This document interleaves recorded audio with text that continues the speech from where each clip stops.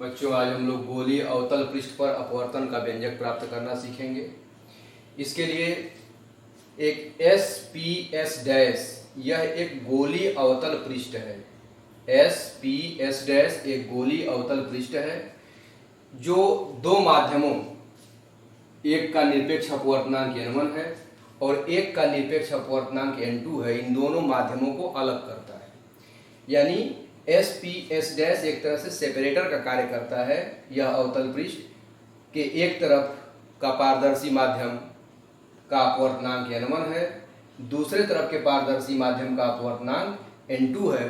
और हम लोग सुविधा की तरफ मान लेते हैं कि जो पहला माध्यम है n1 जिसका अपवर्तनांक है वह विरल माध्यम है और दूसरा माध्यम जिसका अपवर्तनांक n2 है वह माध्यम सघन है। इस अवतल पृष्ठ एस पी एस डैश का मध्य बिंदु कैपिटल P है, जिसे इस अवतल पृष्ठ का हम ध्रुव कहते हैं, पोल। इस ध्रुव के होकर जाने वाली रेखा OCPQ या OQ कहते हैं हम, यह मुख्य अक्ष है।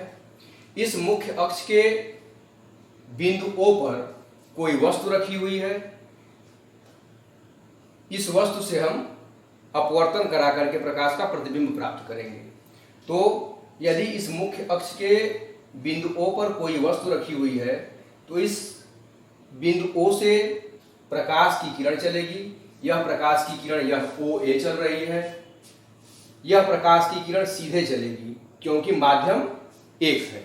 लेकिन बिंदु A पर आने के पश्चात यह n1 माध्यम से प्रकाश की किरण n2 माध्यम में जाएगी। तो चूंकि माध्यम बदल जाएगा, इसलिए माध्यम बदल जाने के कारण यह प्रकाश की किरण सीधी रेखा में नहीं चलेगी, अब इसका दिशा बदल जाएगा। तो चूंकि यह माध्यम विरल है और यह माध्यम सघन है, तो हम जानते हैं सघन विरल माध्यम से जब प्रकाश की किरण सघन माध्यम में जाती है, सघन माध्यम में अपवर्तित होती है, तो वह अभिलंब के पास आती है। तो यह अभिलंब है। यह C जो है वक्रता केंद्र है। वक्रता केंद्र पर यह जो खींची गई रेखा है इसको अभिलंब कहते हैं। तो अब यह प्रकाश की किरण O से A तक तो सीधी रेखा में चलेगी, लेकिन इसके बाद अगर यह माध्यम नहीं बदलता तो A से लेकर के यम तक जाती, लेकिन माध्यम बदल गया है इसलिए अब इधर न जाकर के अपने मूल मार्ग से विचलित होगी और मूल मार्ग से विचलित होकर के यह अभिलंब की तरफ झुकेगी, यानी कि अब यह इधर चलने लगेगी। इस रेखा को अगर हम पीछे बढ़ा दें तो मुख्य अक्ष पर किसी बिंदु पर यह काटेगी। जिस बिंदु पर काटेगी वहीं पर वस्तु का जो है प्रतिबिंब हमको प्राप्त होगा। यह आपतित किरण है। आपतित किरण और अभिलंब, अभिलंब यह है, आपतित किरण और अभिलंब के बीच का कोण यह I कहलाएगा। उसी तरह यह किरण AN अपवर्तित किरण है। अपवर्तित किरण और अभिलंब के बीच का कोण, अपवर्तन कोण स्मॉल r कहलाएगा। अब सुविधा के तौर पर हम इन सभी कोणों को मान लेते हैं। माना यह कोण अल्फा है, यह कोण बीटा है और यह कोण गामा है। वस्तु मुख्य अक्ष से अल्फा कोण बना रही है, वस्तु की किरण, प्रतिबिंब की किरण मुख्य अक्ष से बीटा कोण बना रही है और वक्रता केंद्र या वक्रता त्रिज्या जो रेखा जा रही है वह गामा कोण बना रही है। अब इसके बाद हम लोग सारी दूरियों को लिख लेते हैं। सारी दूरियां ध्रुव से नापी जाती हैं। ध्रुव से वस्तु की दूरी को हम लोग u लिखेंगे। ध्रुव से प्रतिबिंब की दूरी हम लोग v लिखेंगे और ध्रुव से वक्रता केंद्र की दूरी, वक्रता त्रिज्या होती है कैपिटल R। यह तीनों हम लोगों ने चित्र में प्रदर्शित कर दिया। अब इसके बाद चलते हैं इस त्रिभुज में। त्रिभुज OAC में, त्रिभुज OAC में, इस त्रिभुज में हम लोग पहले की कक्षाओं में पढ़े हैं कि किसी भी त्रिभुज के दो अंतः कोणों का योग सम्मुख बहिष्कोण के बराबर होता है। तो त्रिभुज OAC, इस त्रिभुज में एक अंतः कोण अल्फा है, दूसरा अंतः कोण आई है, एक अल्फा और एक आई, और तीसरा बहिष्कोण है गामा। तो हम लोग लिख सकते हैं alpha plus i is equal to gamma. इससे हम लोग आपतन कोण आई का मान निकाल लेंगे। आई का मान हो जाएगा गामा माइनस अल्फा। इसी प्रकार अब दूसरे त्रिभुज, इस त्रिभुज में IAC, त्रिभुज IAC में, इस त्रिभुज में फिर वही काम करेंगे। त्रिभुज के दो अंतः कोणों का योग तीसरे सम्मुख बहिष्कोण के बराबर होता है।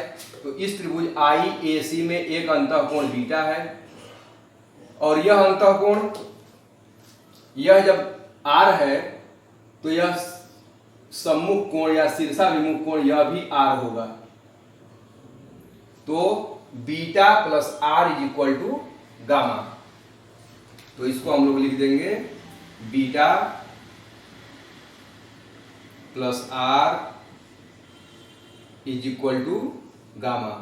इससे हम लोग अपवर्तन कोण R का मान निकाल लेंगे, हो जाएगा गामा माइनस बीटा। इसको हम समीकरण नंबर 1 कर दिया जाएगा, इसको समीकरण नंबर 2 कर दिया जाएगा। समीकरण 1 से हमको आपतन कोण का मान मालूम चल गया, समीकरण 2 से हम लोगों को अपवर्तन कोण का मालूम चल गया ना मान। अब स्नेल का नियम लगा दिया जाए। तो स्नेल के नियम से, स्नेल का नियम क्या होता है? स्नेल के नियम से sine i upon sine r is equal to n2 upon n1। यह स्नेल का नियम है। Sine i upon sine r बराबर n2 अपान n1 अपवर्तनांक। चूंकि यदि अपवर्तक पृष्ठ जो SPS डैश है, इसका व्यास अगर छोटा हो तो यह जो है बिंदु A बिंदु P के बहुत करीब होगा, और इस स्थिति में I और R यानी आपतन कोण और अपवर्तन कोण के मान बहुत छोटे होंगे। तो जब आपतन कोण और अपवर्तन कोण के मान यानी I और R के मान बहुत छोटे होंगे, तो इस स्थिति में हम लोग छोटे कोणों के लिए साइन I का मान लगभग I के बराबर लिख लेंगे, और साइन R का मान लगभग हम लोग R के बराबर लिख लेंगे। इसको हम लोग समीकरण नंबर 3 कर दिया जाए। तो अगर साइन I का मान I लिख लिया जाए और साइन R का मान लगभग R लिख लिया जाए, तो समीकरण नंबर 3 से स्थिति हो जाएगी I बटा R बराबर n2 बटा n1। तिर्यक गुणा कर दिया जाए तो I n1 बराबर R n2। I और R का मान समीकरण 1 और समीकरण 2 से रख लिया जाएगा। तो I का मान है gamma minus alpha into n1 बराबर R का मान है gamma minus beta into n2। इसका ब्रैकेट खोल दिया जाएगा तो gamma n1 minus alpha n1 बराबर gamma n2 minus beta n2। Gamma को एक साइड में कर दिया जाए तो गामा ब्रैकेट में n1 और इधर से आएगा तो माइनस n2 बराबर, यह अल्फा n1 को इधर ले आएंगे माइनस को, तो प्लस में हो जाएगा alpha n1 minus beta n2। इसको हम लोग कर देंगे समीकरण नंबर 4। अब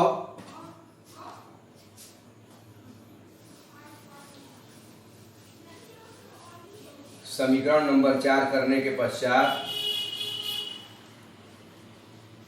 यहां से हम लोग एक लंब डालेंगे, बिंदु ए से इस जो है मुख्य अक्ष पे लंब डालेंगे और इसको हम लोग मान लेंगे R।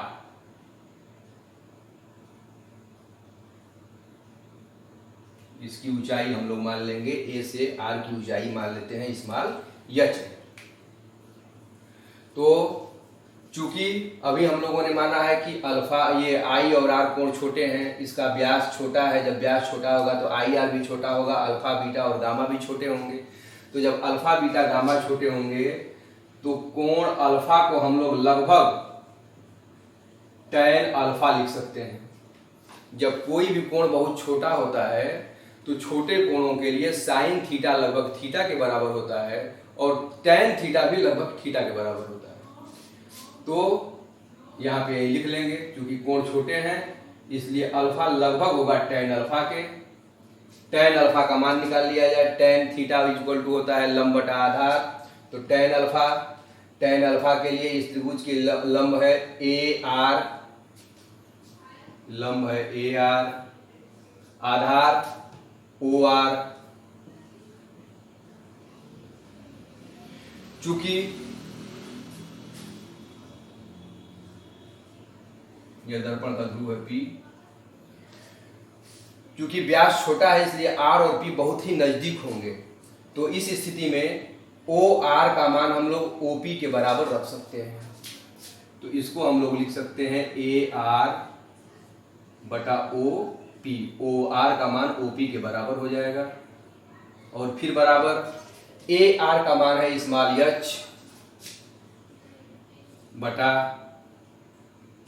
OP का मान है U। लेकिन U के आगे हम माइनस चिन्ह भी लिखेंगे, क्योंकि सारी दूरियां प्रकाश में दर्पण के या अपवर्तक पृष्ठ के ध्रुव से नापी जाती है।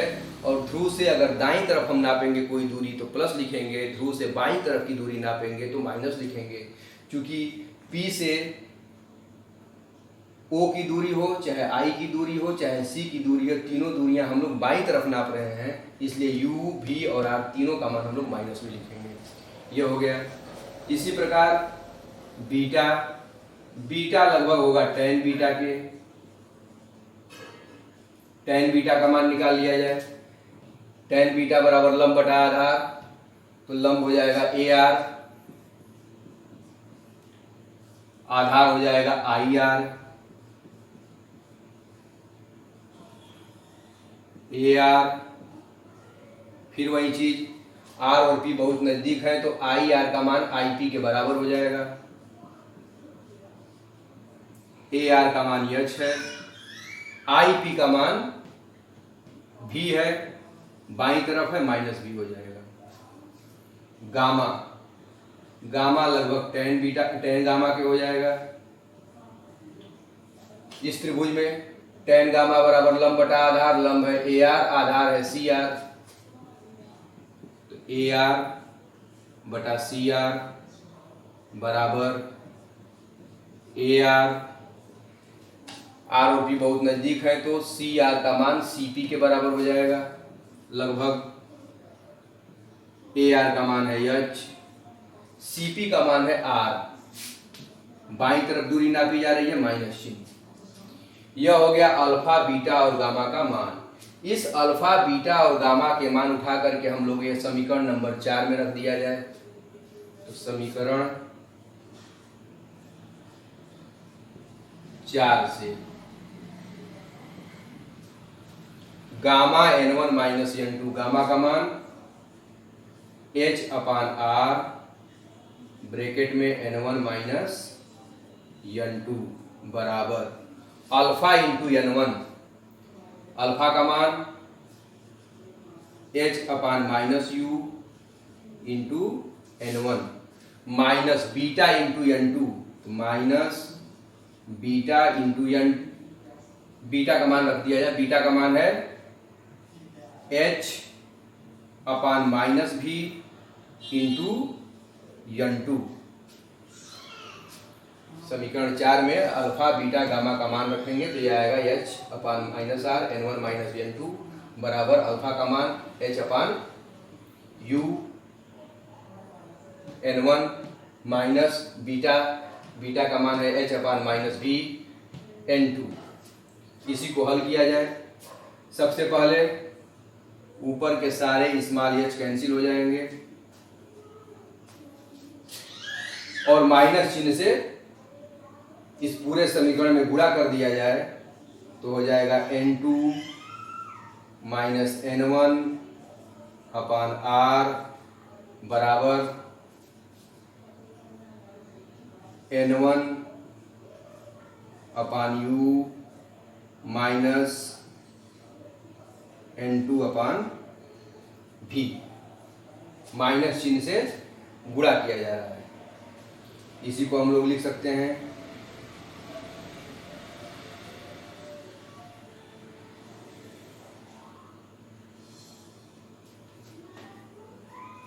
n2 अपान v माइनस n1 अपान u बराबर n2 माइनस n1 बटा r। यह जो है गोलीय उत्तल पृष्ठ पर अपवर्तन का सूत्र है n2 अपान v। फिर इसको हम लोग माइनस चिन्ह से गुणा कर दिया गया तो n2 अपान v माइनस n1 अपान u बराबर n2 माइनस n1 अपान r। यह समीकरण कर देंगे इसको समीकरण नंबर 5। यह समीकरण नंबर 5 गोलीय अवतल पृष्ठ पे अपवर्तन का व्यंजक है, जहां u v और r दूरियां हैं।